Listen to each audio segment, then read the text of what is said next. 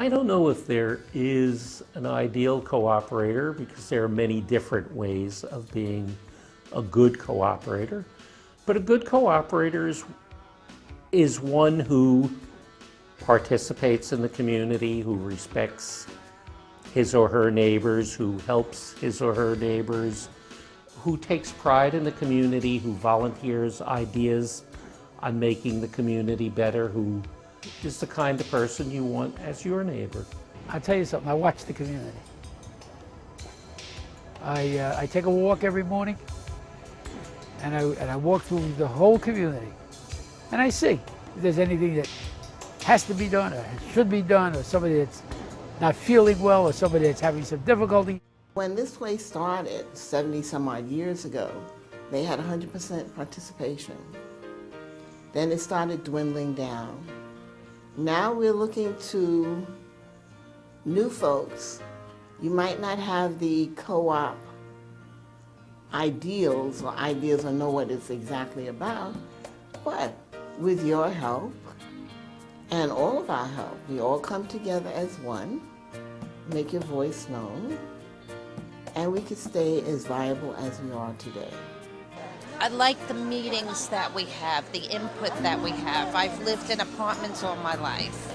You don't have input into how they're going to run things or which things are going to be done first. And they really give you a lot of input here. I know that this community houses a lot of terrific people. I know that for a fact because I know a good majority of them. And like I said, while the population and the culture has changed, over the years, there's so many similarities. While our backgrounds and our nationalities may be different, there's so many similarities in terms of what we want out of life, in terms of what we want out of this cooperative, in terms of what we want from management, from service, from education. My daughter was, I'd say, about 14 months when we moved. She really needed space, and we didn't have space in our old apartment, and we couldn't afford anything in our old neighborhood. Right now we're in the playroom, and I happen to be one of the co-chairs of the playroom. And if you put in a little bit of effort and you extend yourself to the other parents and caregivers that are here, then you will have a good place to come on days like today when it's rainy, or even when it's not. There's an exhibit down at the Museum of the City of New York called Radicals in the Bronx. One of the radical ideas they had was that working families were entitled to good quality housing. I think it's our objective to continue the process of educating new cooperators in what it's like to be a cooperator. Good afternoon, everyone. My name is Ken Solomon, and I'm chairman of a committee called JCAC, Joint Community Activities Committee, and we're sponsoring this day so that you can meet people that have been in the co-op for many years and have done, things in the co-op and have participated, and we're hoping that you will follow all these. This co-op will succeed and will improve when we find solutions through our new cooperators to the challenges we have of creating neighborhood. And I think that's going to happen through the clothing drive that we're just seeing here right now, and it'll happen through International Night where people come and share their different backgrounds and cultures and different food. This is lasagna, sweet and sour meatballs. No, I think I got some other meatballs here. Or do I? And it comes through the various other activities that we've got. I got to experience lots of the Amalgamated during Halloween. And as a child, when you're doing Halloween, when you're trick-or-treating on Halloween in the Amalgamated, you can hit 85 apartments in a matter of 25 minutes or a half hour. And plus it's safe, you're indoors.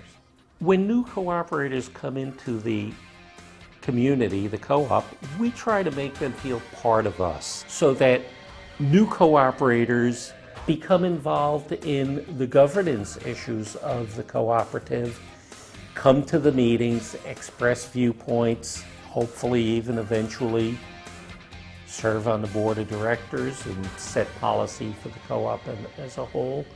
Couples are working, and the families, the husband and wife are both working, and they're both out of the home, and there's two family incomes and there's two family jobs, and it's really difficult for some people to get involved and to really make the co-op a part of their life.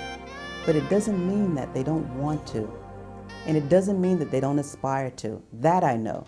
So if I had to say anything to cooperators, I would just simply say, give it a little time. Put a little time on the side for it.